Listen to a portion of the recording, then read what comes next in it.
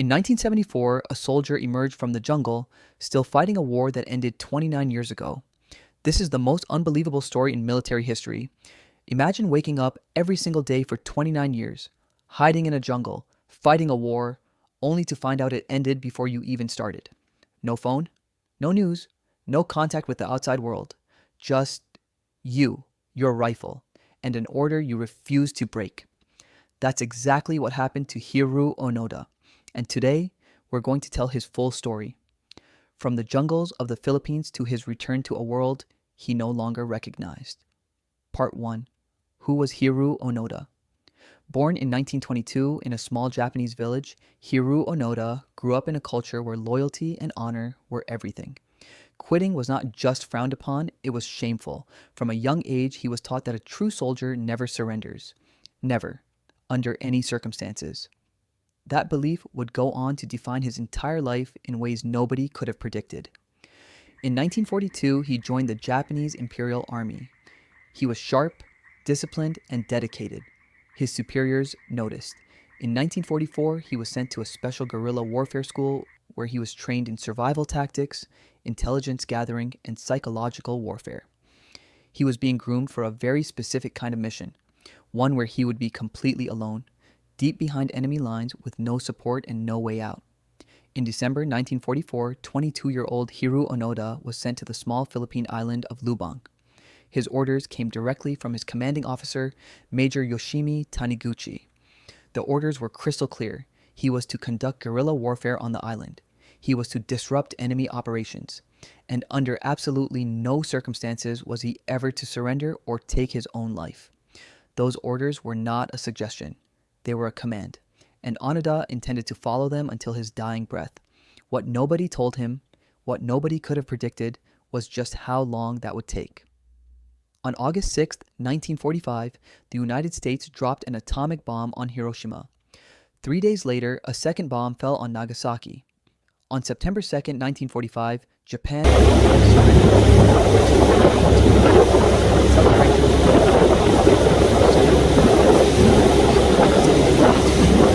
Life slowly returned to normal, but deep in the jungle of Lubang Island, nobody told Hiroo Onoda, or rather, they tried. Leaflets were dropped from aircraft announcing the Japanese surrender. Newspapers were left at the edge of the jungle. Photographs were sent. Messages were broadcast over loudspeakers from his own family members begging him to come home. Onoda saw all of it, and he believed none of it. To him, it was all enemy propaganda, an elaborate trick designed to make him lower his guard and surrender. He had been trained to expect psychological warfare, and this, he was certain, was exactly that. So, Onoda stayed, and the years began to pass. One by one, his fellow soldiers either surrendered or were killed.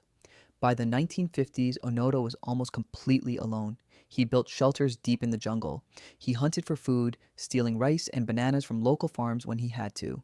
He maintained his rifle meticulously, cleaning it every single day to prevent rust in the tropical humidity. He kept a diary. He followed a strict daily routine as if he were still an active soldier on duty. And he continued to carry out his mission, ambushing what he believed were enemy patrols, which were actually local police and villagers. Over the decades, his activities resulted in the deaths of around 30 people and injuries to more than 100 others. He was not a villain in his own mind. He was a soldier doing his duty. The Philippine government issued multiple attempts to contact him. In 1959, he was officially declared dead in Japan. His family held a funeral for him. Meanwhile, he was very much alive and still fighting. While Onoda hid in the jungle, the world transformed completely around him. Japan went from a devastated, defeated nation to one of the most powerful economies on Earth. Television was invented. Humans walked on the moon. The Vietnam War started and ended. Computers were being developed. Music, fashion, culture, everything changed beyond recognition. And Hiroo Onoda knew none of it.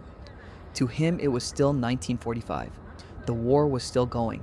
His mission was still active. He was still a soldier of the Japanese Imperial Army, an army that had ceased to exist nearly 3 decades earlier. In 1974, a young Japanese adventurer and traveler named Norio Suzuki decided to do something that most people thought was crazy. He was going to go to the Philippine jungle and find Hiroo Onoda. People told him it was impossible, that Onoda was dead, that he was a myth. Suzuki didn't care. He packed his bag and headed to Lubang Island, and within days, he found him. The two men actually got along. Suzuki explained that the war was over, that Japan had surrendered, that the world had completely changed. Onoda listened carefully, and then he said something that stopped Suzuki cold. He said he would not surrender. Not to him, not to anyone. He would only stop fighting if his commanding officer, Major Taniguchi, personally appeared and relieved him of duty. Suzuki realized there was only one thing to do. He went back to Japan and started searching for Major Taniguchi. Taniguchi was found. He was 87 years old and had long since left the military. He was working as a bookseller. When he heard that Onoda was alive and still fighting in the jungle, he was completely stunned. He agreed immediately to go back to the Philippines.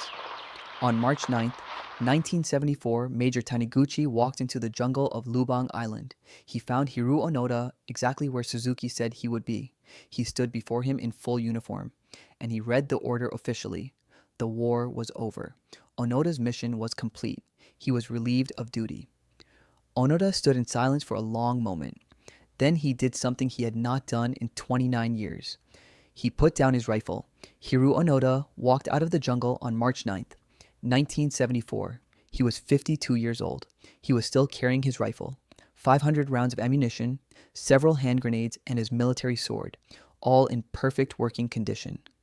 The Philippine government, recognizing the extraordinary nature of his situation, pardoned him for his wartime activities. When he returned to Japan, he was greeted as a national hero. Thousands of people lined the streets to welcome him home. He gave interviews, he wrote a book, he appeared on television, but he struggled deeply with modern Japan. It was a country he did not recognize. The values, the culture, the pace of life, everything was different from the Japan he had left in 1944. He eventually moved to Brazil, where he started a cattle ranch and lived quietly for many years before returning to Japan later in life. Hiroo Onoda died on January 16, 2014 at the age of 91. To the very end, he remained proud of what he had done. He never apologized for his actions in the jungle. He believed he had done his duty. And in a strange, heartbreaking way, he had. 29 years of loyalty to an order. 29 years of surviving impossible conditions alone. Whether you see him as a hero, a tragedy, or something in between. There is no denying that Hiroo Onoda lived one of the most extraordinary lives in human history. If you want more incredible forgotten stories like this one, hit subscribe and turn on notifications. We post every single week. See you in the next one.